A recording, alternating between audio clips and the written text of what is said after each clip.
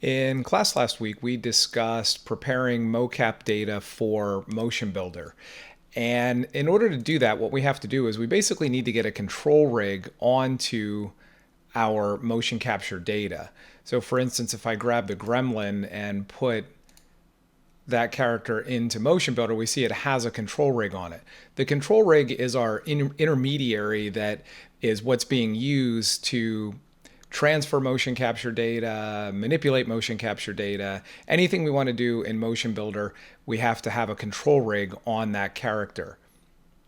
It is essentially our rig. It's just a specific type of rig for Motion Builder. So what happens is when we bring our motion capture data in, it is just rotational data on the joints, and it does not have a control rig. It doesn't have that communication device it needs. So that's what I want to cover in this lesson, is how to prepare what we could call a raw motion capture file for Motion Builder so that we can put a control rig on it. So I have one of the files we used in class called kicks.fbx. So I'm going to open that. Now it's an FBX, so I can do file open. Another popular form of raw motion capture data is .bvh. In that case, we would have to do motion file import because that's not a native format to Motion Builder. But since this file is an FBX, I can do file open since FBX is native to Motion Builder. So let me grab the file here.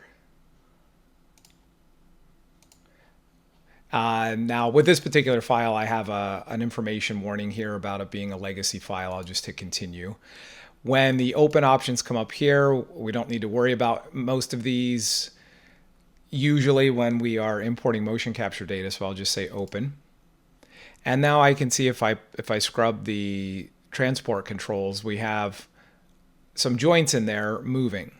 It's actually a character or a person in a mocap suit performing a kick.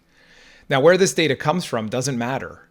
It could come from the perception neuron suits that we're using in our motion capture class, or it could be OptiTrack or Vicon or any of those other ones. But what we have to do is we need to get a control rig on this object. So right now the animation data resides on the joints. So we need to generate a control rig and then bake or plot the animation from the joints onto the control rig, so then we can actually manipulate that data in Motion Builder. So the first step to this process is to temporarily zero out these joints so that the character is in a T-pose. Motion Builder will give us some weird offsets if we try to generate a control rig when the character or the joints are not in a T-pose. It will let us do it, but it may cause us problems down the road.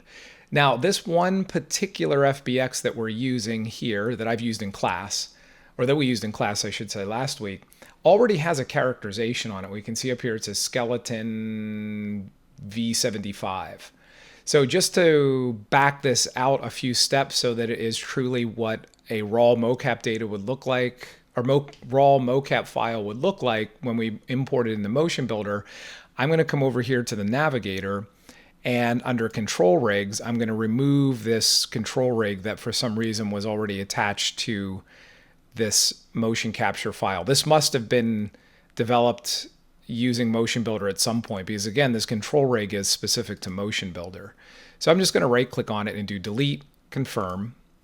And then I'm also going to go to the characters menu or option here. This is where any characterizations we would have in the scene would be. And I'm going to right click on that as well and delete, confirm. And with that one, it will say you want to do all of this, and I'll just say yes to all. And now I've removed all the characterization. So now this is purely just animated joints.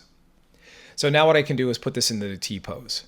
So I'm going to come over here to my scene window. Now this isn't the only way to do this, but it's the way that I feel is the most efficient. And under the skeleton reference, I'm going to go to the root object, which would be the hips right here. I'll right click on it. And I will choose, I think this is being cut off in the video, down towards the bottom here. I want to select all of the children. I want to select all of the joints. So I'll choose select branches. And we see everything has been selected here in the viewport. Now I'm going to go right back to that same hips object and right click again. And this time I'm going to do 0 rotation. Not translation, just rotation. And you'll see now the character has gone into a temporary T pose. Actually, it's more of an A pose, but that will be just fine. And I call it temporary because I'm not keying this or anything. If I moved my time indicator right now, it would snap back into its animation and I'd have to go through this process again. I'd have to zero it out again. So once you temporarily zero it out, make sure you don't move the playback head or anything until we're completely done. So now the next step is to create the characterization. And I like to zoom in so I can see the joints up close to make sure I put the characterization directly on the skeleton itself. And we can find the characterization icon under templates, characters. It's right there. It says character. So I'm going to drag that and drop it right onto a joint. Doesn't matter what joint it is, but it has to be a joint. So I'll put it right there. And if I did it right, it should ask me to characterize, and it does. So I'll click on that. And then it says, is this a biped or a quadruped? Well, it's a biped, so I'll choose biped. And now I have my characterization. And now I can generate my control rig. So I'll come over here to the character controls, and under source, I will generate the control rig. And it says, what kind of control rig do you want to create? I always use the FKIK version, so I'll click on that. And now I have a control rig. But now we're what I referred to in class as out of sync. The joints still have the animation, but we're now controlling the character with a control rig, which has no animation at all.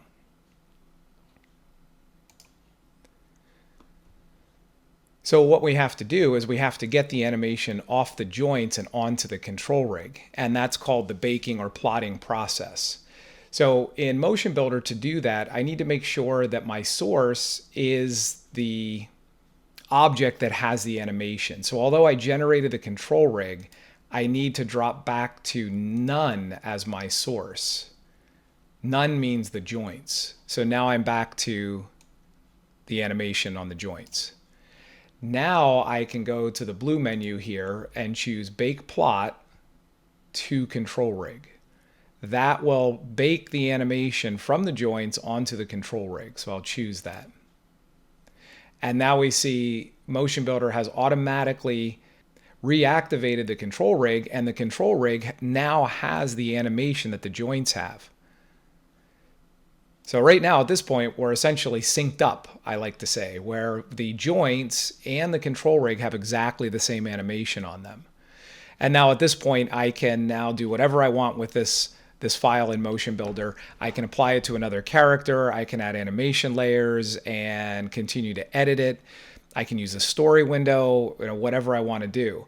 And then when I'm done, I can bake it back to the joints, especially if I need to go to a game engine or another application that wouldn't recognize the control rig. Once I make the edits on the control rig, then the control rig's animation is out of sync with the joints. And let's say we want to put this into Unity or Unreal, I would need to bake back to the joints because Unity or Unreal would only take the joints and the skinning. It wouldn't take the control rig. So in that case, I would have to come back here to the blue menu and do Bake Plot to Skeleton. And that would update the skeleton's animation with the animation that we may have done, or whatever animation we may have done here on the control rig. So the last thing I would do here to do what I call prepping a mocap file is I would do File, Save As, and save this as a new FBX. And I usually put a naming convention on it like CR for control rig or MB for Motion Builder, so that I know that particular FBX has been prepped in Motion Builder and it has a control rig on it. And then if I wanted to do any nonlinear editing or anything like that here in the story window by loading in those FBXs, I know which ones have a control rig. Because again, the story window will not accept any animation that isn't a control rig, because that's all it understands. So I hope that helps as reference from class last week, because those are some very specific steps that we have to go through in order to prepare our motion capture data.